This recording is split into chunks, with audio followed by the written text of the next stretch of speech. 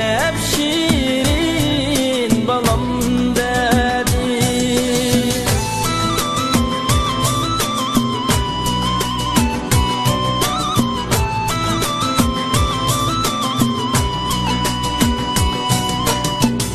Anası ölmegen kim var, atası ölmegen kim var, atası ölmegen kim var.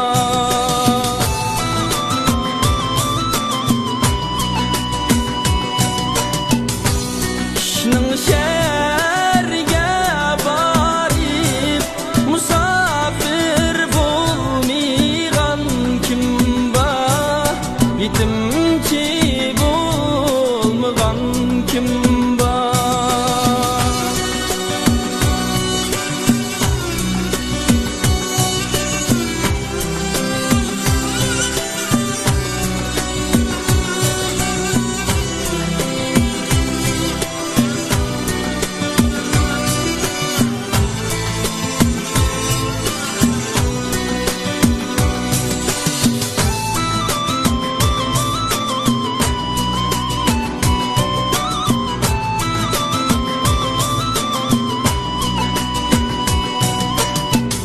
Atalıkla, analıkla, deste deste gül iken, deste deste gül iken.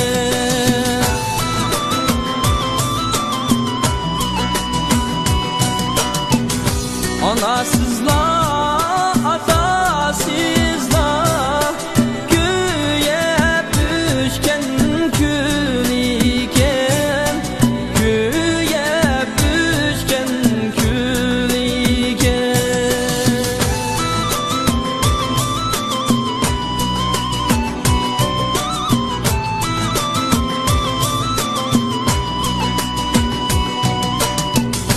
anam ganim dep yığlay, atam ganime dep yığlay, atam